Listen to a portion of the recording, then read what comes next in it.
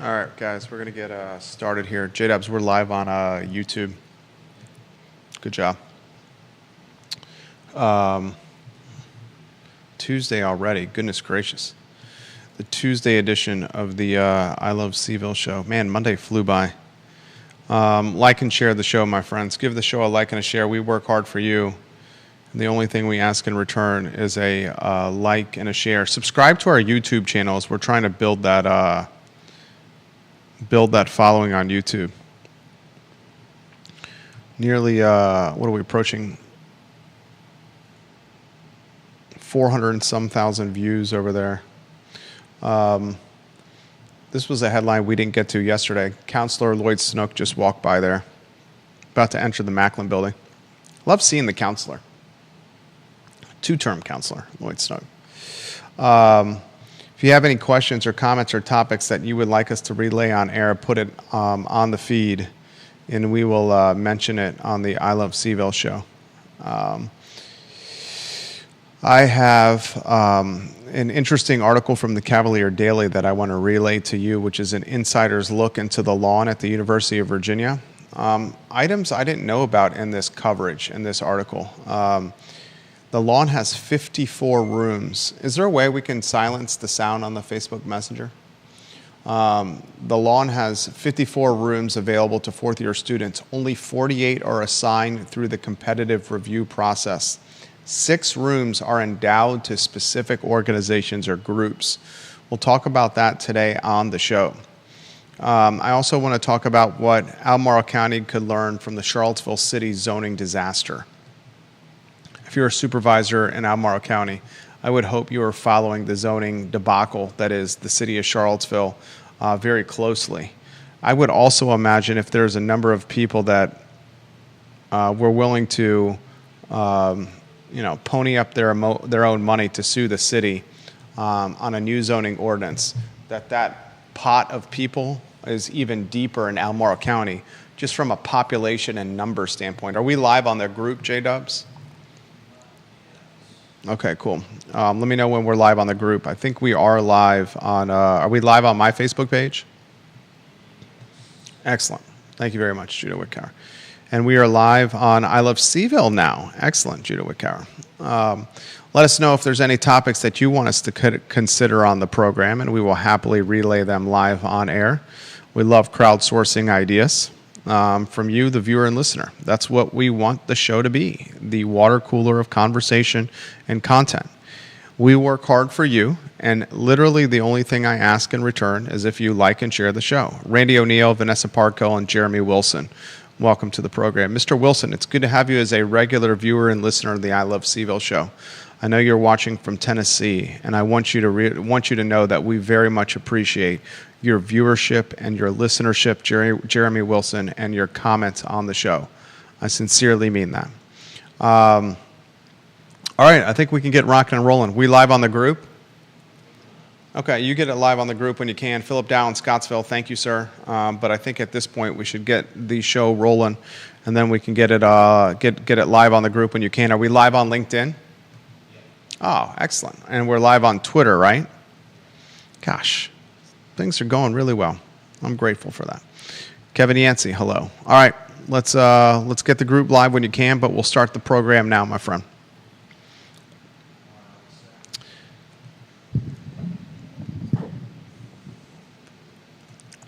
Thank you, Vanessa Parkhill, for liking the show. We appreciate you, Vanessa. You're good people. Good people.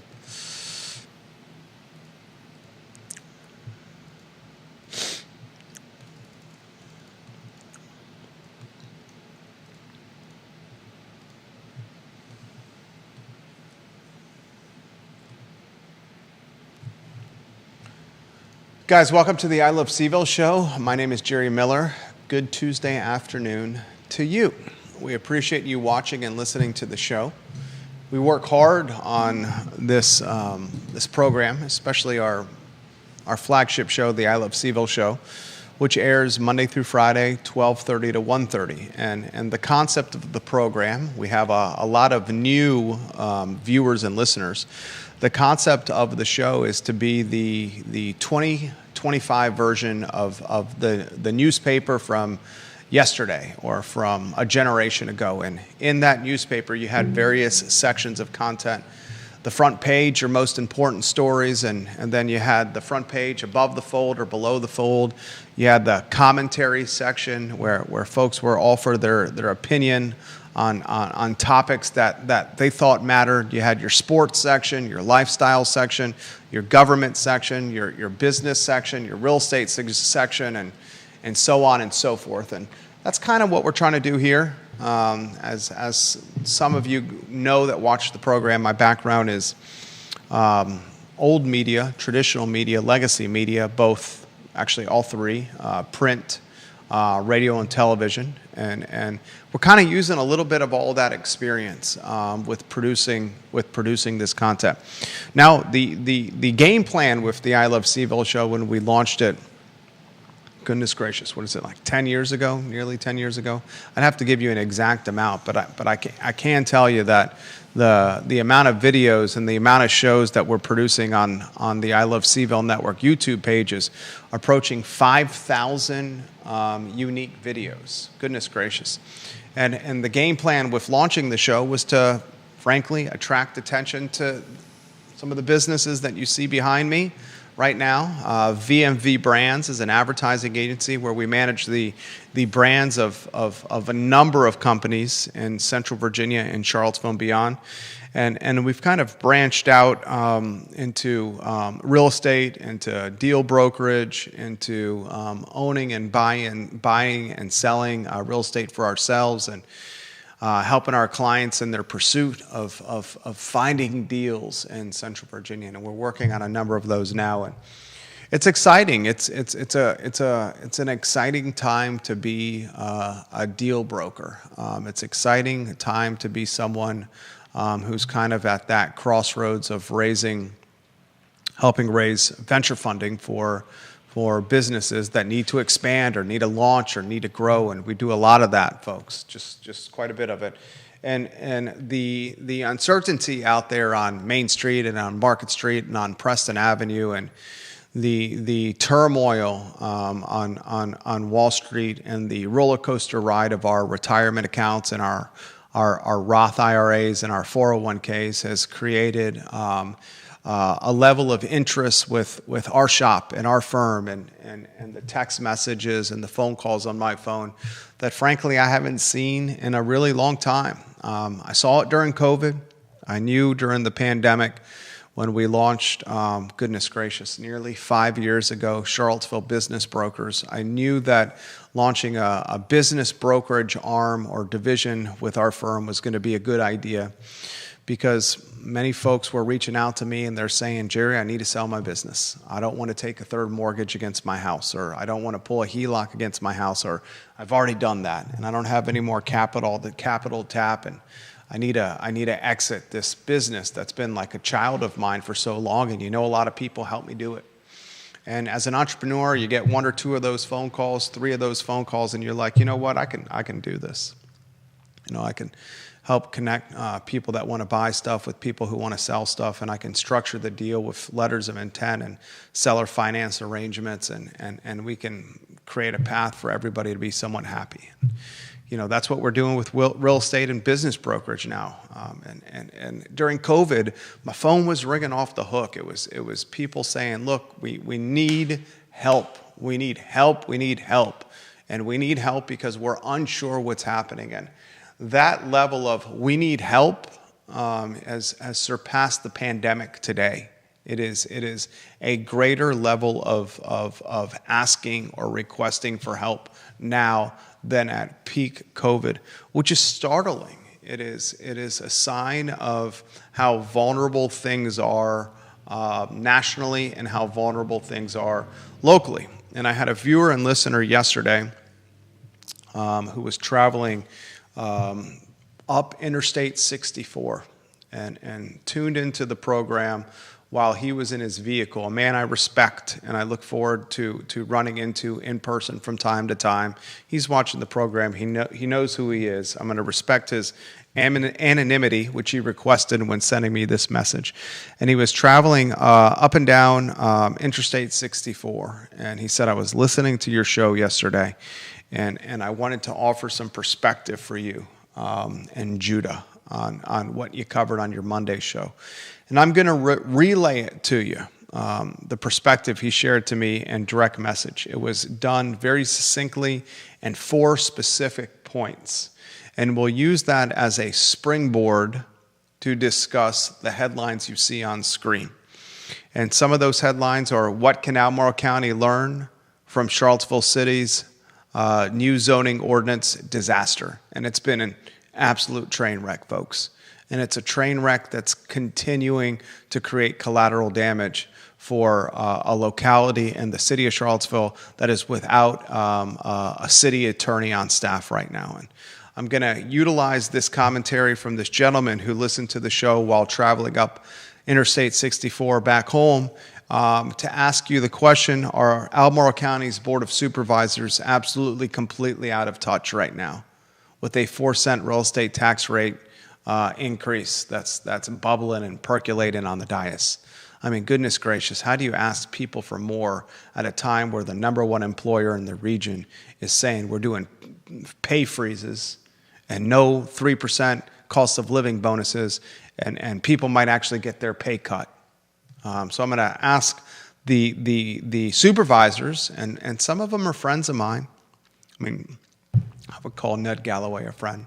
See him maybe once a month or once every 5 weeks and get to spend an hour and change with him. And I mean no disrespect, but I'm going to ask the question, are these folks out of touch asking for more money at a time where we're seeing cracks in the economy's concrete right now? I want to highlight first Charlottesville Sanitary Supply before I get to what this gentleman sent me after traveling Interstate 64 while listening to our show. Charlottesville Sanitary Supply has been in business for 60 consecutive years. They're approaching year 61. John and Andrew Vermillion are class acts. They're honest men of integrity. And their business, Charlottesville Sanitary Supply on East High Street and online at charlottesvillesanitarysupply.com, is a business that has been built on communication and doing the right thing and following through and providing knowledge and value to customers. So keep these businesses, guys, in operation. And Charlottesville Sanitary Supply is as good as it gets for locally owned and operated. So Judah Wickhauer, I sent you a copy of this message yesterday at the end of the day.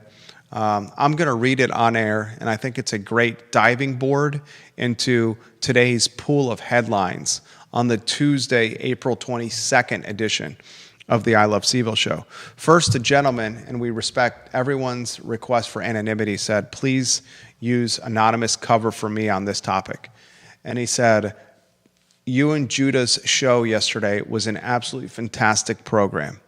Unfortunately, there were lots of material topics, and I was passing through Interstate 64 to Charlottesville as it began. He says this, first, a few negative things on the Cherry Avenue grocery store project.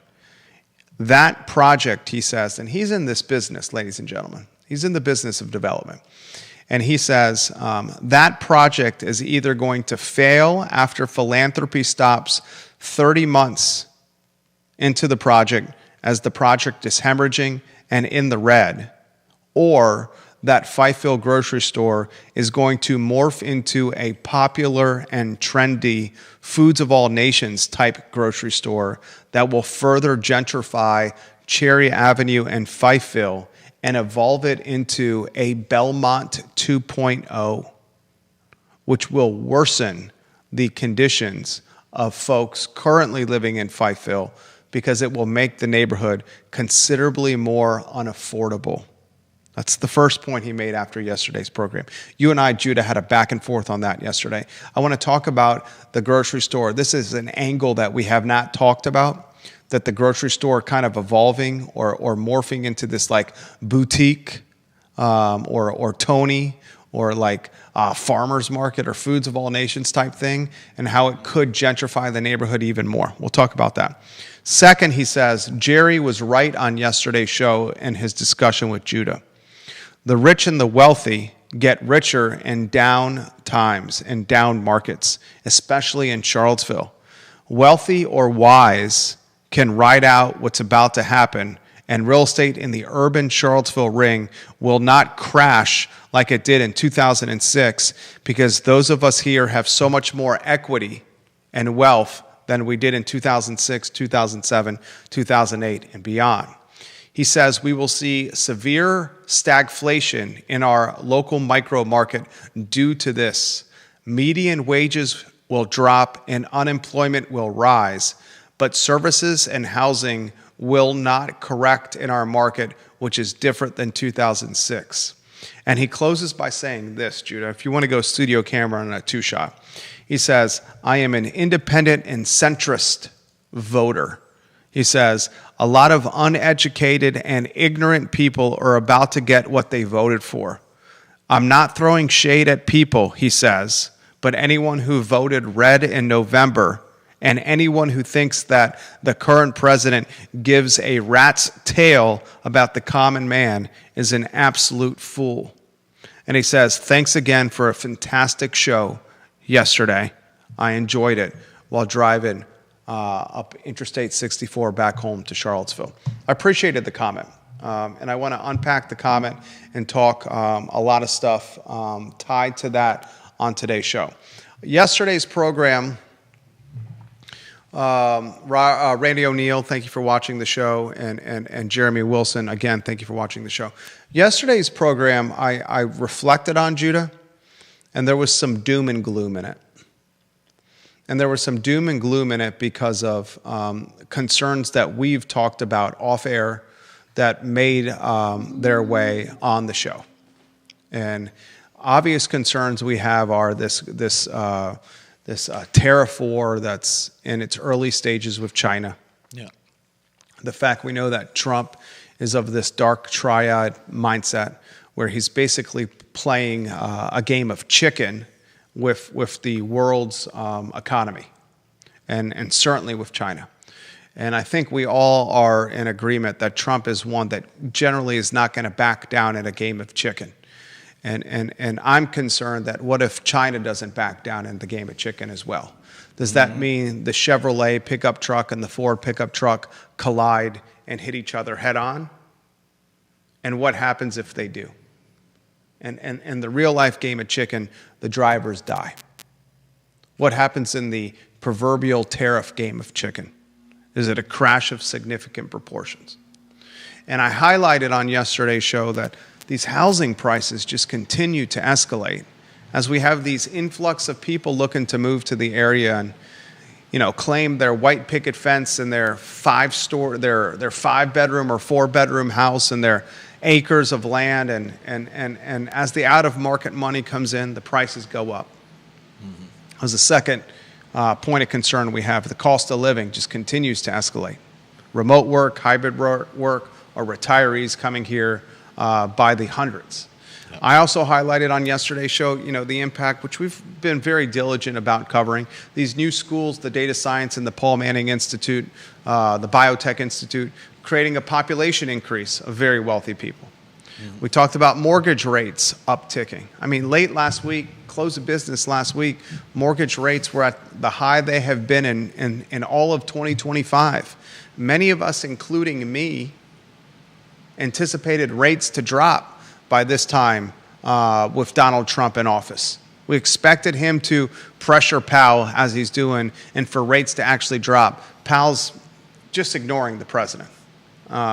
We've highlighted credit card debt and floating debt being at an all-time high, and the headwinds with UVA with no cost of living raises and no performance-based bonuses, and the word on the street is actual pay cuts at UVA. And we highlighted the return to office with the government sector, and many folks locally here work in some kind of supply chain tied to employment chain tied to the government, the federal government in some capacity.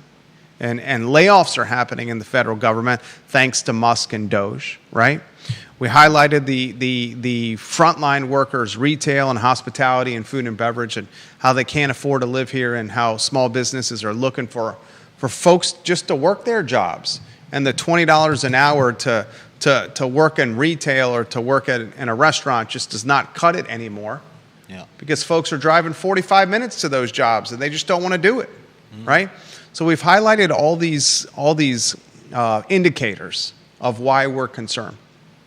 And these indicators got many in our community, or much feedback that I've heard from folks that watch the show, worried. They were worried because they count on us when listening to the show. And then this gentleman who sent me this message highlighted why he's also concerned, which I relayed on the show just to you, the viewer and listener, moments ago. Then you got like kind of these independent variables that could be very direct impacts. Albemarle County, the 4-cent real estate tax rate increase. Goodness gracious, what a terrible time to do a tax rate increase. Is there ever a good time? Is there a good time to do it on the brink of a potential recession? I'm not saying it's a good time now. I'm just saying, is there ever a good time to raise the taxes? It just seems to me when the assessments went up on houses that you already got your uptick in revenue, and maybe now is the time to stockpile some on a rainy day and not spend more. Like, how do you create affordable housing by raising the real estate tax rate? I mean, to be fair, part of the, I don't know how much this includes Albemarle County, but I believe Charlottesville has spent a fair amount of money on affordable housing, and part of that is in tax rebates, I think. I don't know if Albemarle County is doing something similar to help people in lower income brackets or not, but yeah. There's tax relief across the board in the city and the county. Folks just have to take advantage of it. It's there. It's tied to median income or lack of median income. Yeah. It's tied to AMI. So we want to take yesterday's show, which was a little doom and gloom, and maybe with today's program, kind of try to, I don't want to come We have happy news? What's that? We have happy news? I'm generally a person that's glasses half full. Would you say you're a glasses half full person or a glasses half empty person? I'd say it depends on the situation. I've known you for 15 years. And those 15 years, I would say that you're neither a glasses half full or a glasses half empty. You're just a person that says, there's a glass with water in it, right there. That's the Judah I know, which is what makes you great. You're neither too high or too low in your demeanor. You're just matter of fact, there's a glass with water in it. Yeah, I need some measuring devices and a little more information. Right. Yeah, he's gonna unpack it in every capacity possible, and that's what makes Judah. That's why he makes a good contributor to the show. Why don't we start with the tax rate, 4-cent real estate tax rate increase? Put that lower third on screen. Can you make a compelling argument for the viewers and listeners with all those headwinds that I just outlined? UVA and federal government cutting and federal government spending and UVA not giving people the bonuses they need just to keep up with inflation. I'm not even sure 3% keeps up with inflation, frankly. Oh, I'm sure it probably doesn't. You know, the floating debt being more expensive, all that stuff that I highlighted here. Can you put a compelling argument together for me why 4 cents on the tax rate is a good idea to increase? I can't give you a good reason, but I don't know what it is they're trying to achieve with that. They're trying to create housing affordability, and they're also trying to uptick hires in fire and rescue. That's what they're in police, fire, and rescue. So that's it in a nutshell. So the 4% increase is mostly for services. A very small portion, I think it's like $1.2 million. I mean, we're talking literally that small is going to go to housing affordability, and the remainder is fire, police, and rescue hires and service and enhancing fire, police, and rescue, which I'm all for. I back the blue on the program all the time. I'm all for it too. What I have to ask when we see something like this is, what is there that could have been cut? Is there something that that we're spending money on frivolously that could have been taken off the books to make room for whether paying police and firemen or giving them raises? But I don't have that information. I'm of the mindset of reading, if you're an elected official, kind of the room. I've been passing this on to our 7-year-old and some parenting here. And I don't know if your kids are like this, moms and dads that are watching the program. Is your son or daughter, especially your very youthful, young age son or daughter, our oldest is in 1st grade, he seems to be the most hyper and the most willing to push parental boundaries and rules in that hour before bedtime. That hour before bedtime is this wild hour of mischief, obviously tied to being tired, right? When you're tired and you're young, you misbehave. I saw it last night with my niece. Yeah, when you're tired and you're young and you misbehave. And I'll often say to our oldest, I'm like, son, read the room.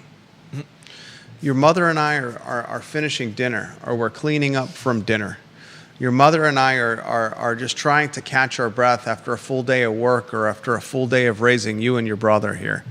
Read the room and this 45 or 30-minute window that you have right before bed, where you can not push the boundaries and you not can act a fool and you're not going to be jumping on the couch or pulling the dog's tail and asking us for so many things, or if you can go ride your bike unattended in the street. Read the room. It's time to relax. Same type of mindset with our electeds here in the county. Read the room, boards of supervisors. Every penny is as important as it's ever been right now. Every penny. And if we want these locally owned businesses to survive that are obviously going to charge a little bit more than what you can find online because they have more overhead and they got to pay their team members to live in this expensive environment, median family household income $125,800. If we want them to keep seeing the purchases from the folks in the community, every dollar is going to count, and we got to be able to keep it in their pocket at this time where retirement accounts are in flux, where assessments on houses have already upticked to all-time highs, and where every other, robbing Peter to pay Paul. I mean, folks right now are robbing the grocery budget to pay the electric bill.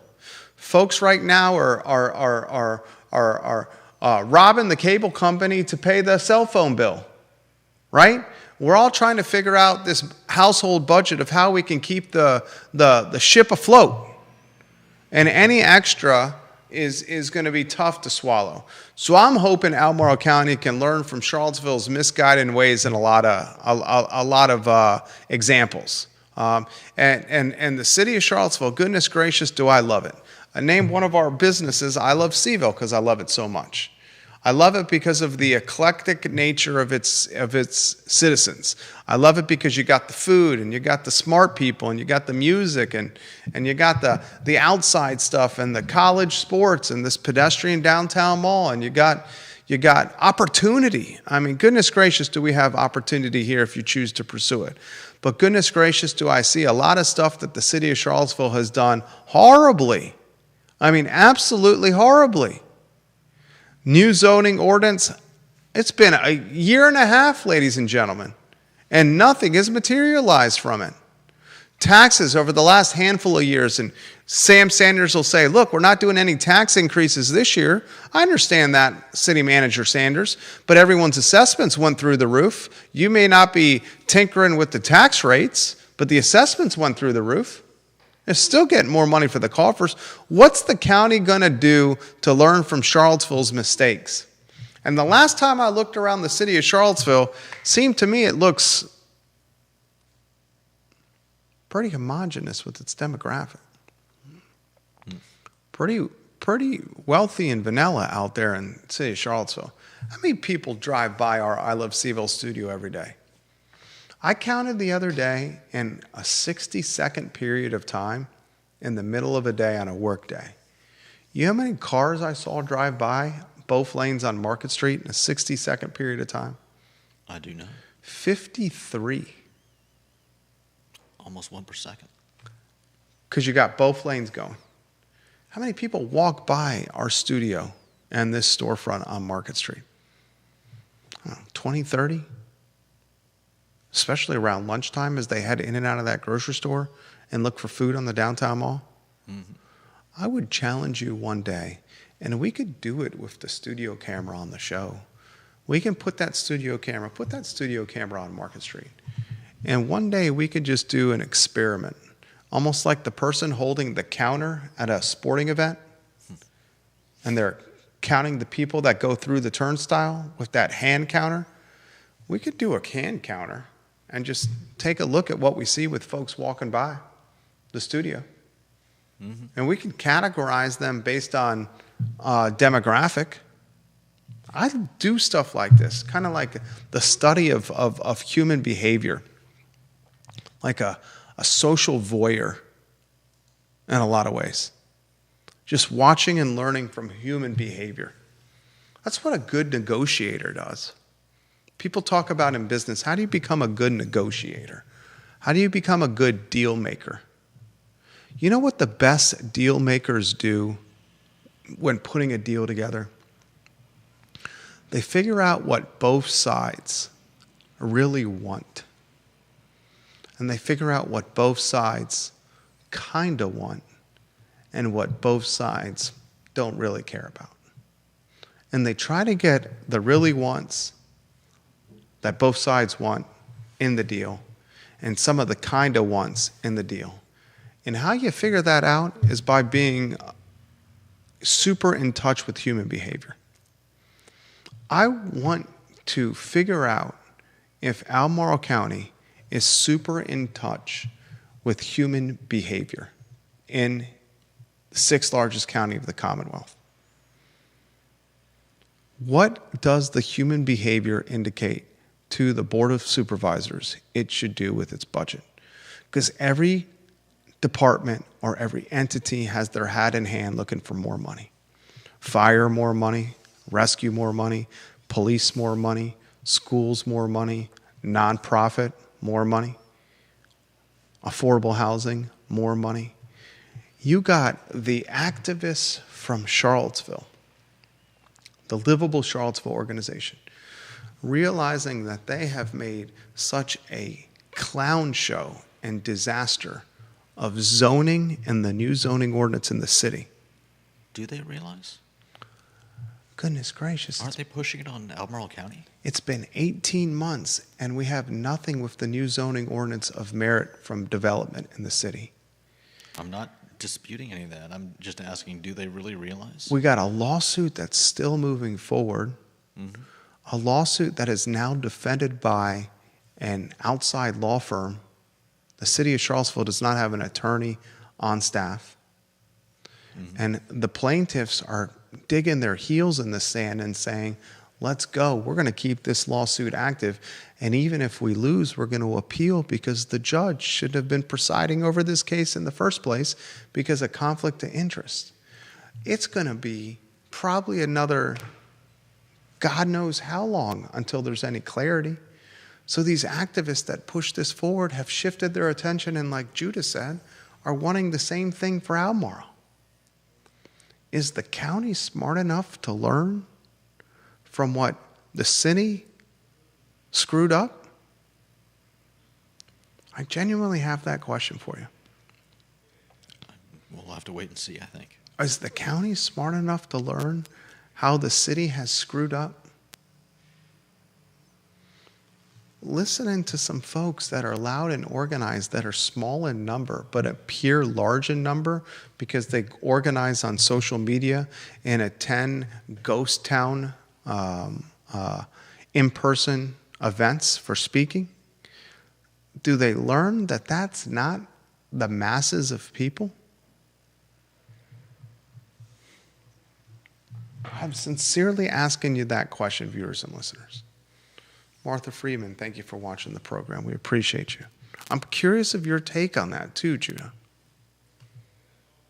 I mean, make it make sense where you're going to want a 4-cent tax rate increase when assessments across the county year over year are flirting with double-digit upticks. Mm-hmm. When the top employer in the community is very visibly waving signs of distress.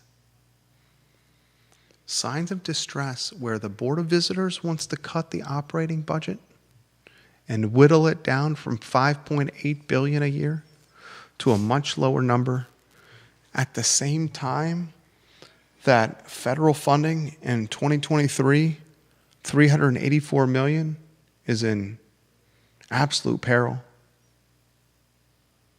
Right? Mm-hmm.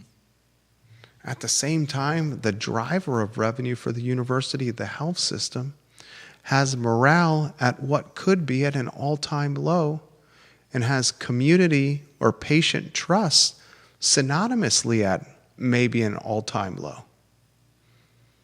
We got a health system that is absolutely mired in distrust and perceived dysfunction and perceived credibility issues at a time where the staff is going to get potentially a pay cut when they're hating to go to work right now. Yeah. So I ask you this question as you put that lower third on screen. Which of the two, the city of Charlottesville or Albemarle County, do you think has the most upside for the remainder of 2025 and into 2026?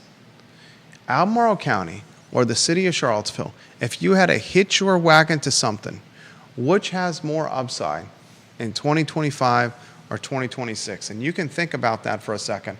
If you could put John Blair's photo on screen. He says, Jerry, he says this on LinkedIn. In the end, where's the Republican Party in Albemarle County?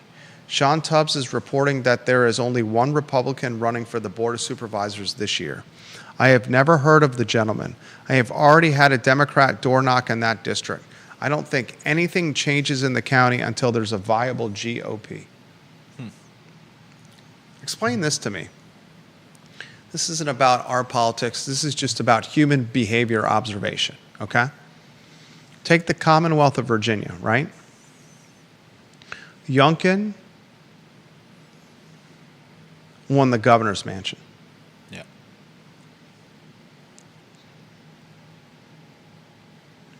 For the presidential race, Harris beats Trump, but in a much more narrow margin than in past presidential runs. Mm-hmm. Why was the momentum from Youngkin's win in a more narrow Harris-Trump race in the Commonwealth, why was that not utilized as a momentum builder for more diversity in this year's election cycle? More diversity from ideology standpoint. I mean, if I had to guess, I would say that this area is just too saturated towards the left. And anybody who's seen past board elections is probably just maybe a little fatalistic about the fact that this is going to remain a left-leaning area. Is it just complete fear that we're seeing folks take action at Stonefield because Musk may open a Tesla gallery there, and folks are that fearful that that's going to happen if they put an R next to their name in Albemarle? The chairman of the Republican Party, John Lowry, resigned in the middle of his term. Resigned in the middle of his term, right before Donald Trump took office and right in the middle of Glenn Youngkin's governor term. The interim chairperson, Nancy Muir, is doing her best job to right the ship. But if you go to the Albemarle County Republican Party and you look at the key members in the party, who would you say is the one that you most... Let me ask you this question for the viewers and listeners. Who would you say right now in Albemarle County in 2025 has the most visibility or is the face of the Albemarle County Republican Party? I'll ask you that question, Judah. Viewers and listeners, in 2025, on April 22nd of 2025, who would you say right now is the face of the Albemarle County Republican Party? I think you know who I'm thinking of. Who would you say? I would have to guess Hamilton. Philip Andrew Hamilton, right? Yeah. Maybe a close second, Steve Harvey, who owns the First Free coffee shop in the Hollymead Town Center, right? Yeah. Wouldn't you say it's one of those two, with Philip Andrew Hamilton, the clear-cut top one, as the face of the Republican Party? Yeah, most likely. How would you describe Philip Andrew Hamilton as the face of the Republican Party, his personality and his actions? I would say that he's very ebullient, outgoing.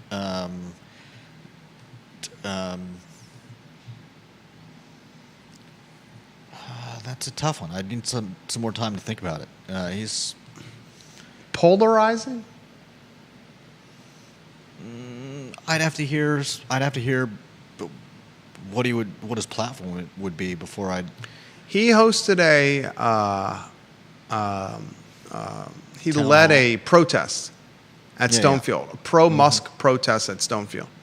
And did you see how the messaging changed on that pro-Musk protest? Initially, when he was interviewed by traditional and legacy media, he was described as the secretary of the Albemarle County Republican Party. And then in future messaging or future marketing for future protests at Stonefield for the pro-Musk endeavor, I bet you, because the messaging changed, he was told by the local party, look, you can do this. It's your right to do this. But don't do this under the guise of being the secretary of the Albemarle County Republican Party. Do this under a different guise. And then the messaging changed. And the group and his moniker and the effort changed to more of a Musk-based group as opposed to an Albemarle County Republican Party-based group. Can you explain this to me?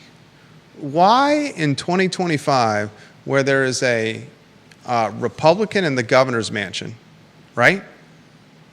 There's a Republican in the White House, right?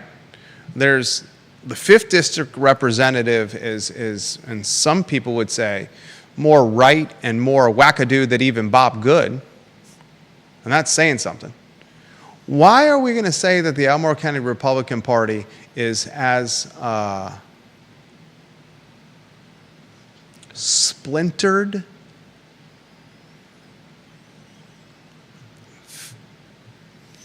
you saying locally here? feeble? I mean, how would you? I mean, because it's still lacking momentum. It's still a small group in a sea of Democrats. But the other factors would indicate that the tide was shifting and you could capitalize on it. Potentially, but I don't think there's a guarantee of something like that. Business side, you capitalize on momentum. I didn't see that momentum capitalized.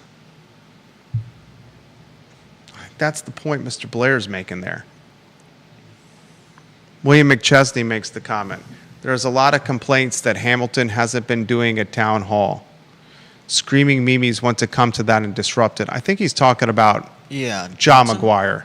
Oh, yeah, McGuire. That's I think he's talking about McGuire and not Hamilton so there. I think you mean McGuire is what he's talking about. Yeah. Vanessa Parkhill. Trump rubs many traditional church-going country club Republicans the wrong way, especially in the kinder, gentler Southern Bush-type Republicans. Yeah, 100%. he definitely rubs a lot of people the wrong way. 100%. 100%. Deep Throat. Lessons for Albemarle County from Charlottesville for zoning. 1. Albemarle County and your elected officials, do some scientific surveys to find out what people really prefer, not the nonsense Charlottesville did. 2. Deep Throat. Do the predicate studies first: traffic, infrastructure, economics. 3. Don't hire goofs like HR&A and RHI to do these studies. 4. Slowness and incompetence of administration of zoning and permitting process is a bigger barrier than the actual written rules. Yeah. Address this directly and decisively before making dramatic changes to rules. Amen to that last one especially. 100% to all that. And I can tell you this. If Albemarle County does not think a poop storm is coming from its residents with lawsuits, if it makes some of these sweeping changes like the city did, they are absolutely bananas. Because there's a deeper population of people in the city that is even more affluent in the money it has to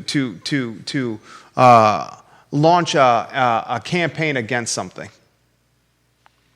Albemarle County, be very, very careful listening to these activists that are chomping at the bit to push someone into the Jack Jewett seat. If you guys don't read the tea leaves correctly, you got the activists from Charlottesville that are trying to find 2 additional people to get elected to the Board of Supervisors that will partner up with Mike Pruitt, giving them 3 on a board to try to make the same movement and noise they did in Charlottesville City.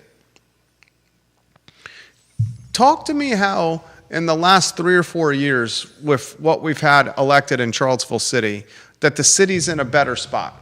I want you to seriously have that question for you. Over the last, say, 3 years, okay? Let's go 36 months. Coming out of COVID, okay? Are we better off in the city? I wouldn't say we're better off. Coming from getting out of COVID till now, are we better off in the city? I mean, we're better off than when COVID was ongoing, but taking... Are we better off from 2019? I wouldn't think so. I wouldn't think so. Houselessness, all-time high. Vacancy, vulnerability, downtown mall, all-time high. Development projects, next to nothing. Yeah. Affordability, way worsened. Local business, strength, where's it at? Hiring sector, where's it at? Mm-hmm. Having UVA do its part, that never happened. Never happened. Protecting the pockets in our community that have been historically marginalized and preventing gentrification from happening, that didn't happen. Mm-hmm. See what's happening in 10th and Page in Fifeville? Good night, goodness gracious. Keeping spending from the government in check, did that happen? That didn't happen. Does it ever? Are we better off? Serious question. I don't know that we are.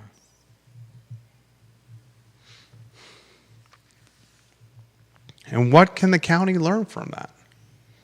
Because it seems like the county is like a cycle of ideology behind Charlottesville. Charlottesville's progressive.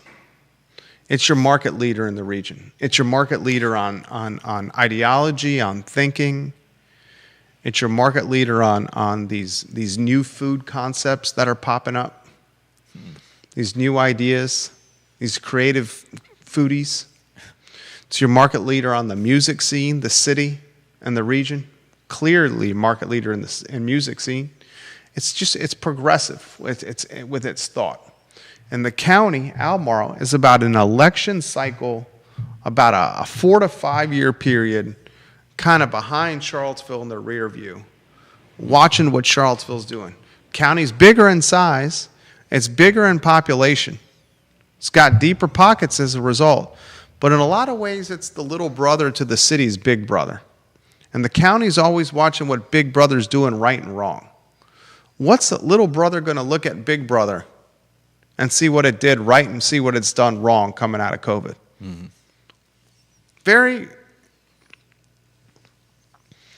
I just hope that your electeds understand where we're at. Because I think UVA is making it pretty clear with these letters to staff that's getting leaked all over the place. And now we're getting message left and right by UVA that those pay cuts are coming. So we'll talk about that on future editions of the I Love CVille show. We didn't talk about this yesterday, but I want to dot the I's and cross the T's on it.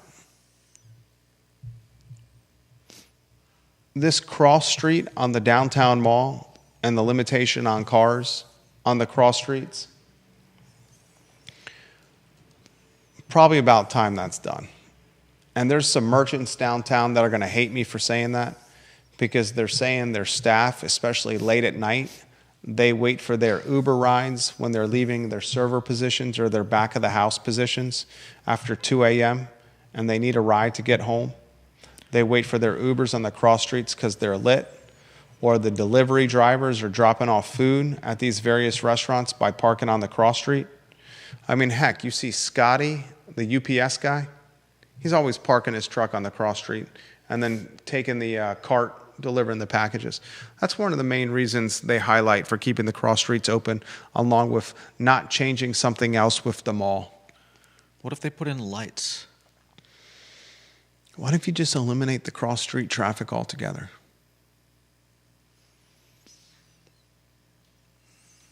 And just made it completely pedestrian. What you would do if you did that, you'd take those merchants on 4th Street and those merchants on, what's the other cross street? Is it 2nd? I think it's probably 2nd. 2nd? Fellini's. You'd take those streets and you'd make them even more, those storefronts even more valuable. Because then maybe you could get like the Fellini's that's on that side street, right? You're saying you could maybe put in an outdoor seating area? Yeah. Fellini's, the pie chest, tastings, the wine bar. I don't ever see that. You can being do the parklets, the outdoor seating, where you're having the seating expand into the road there, like the alfresco dining is happening on the mall.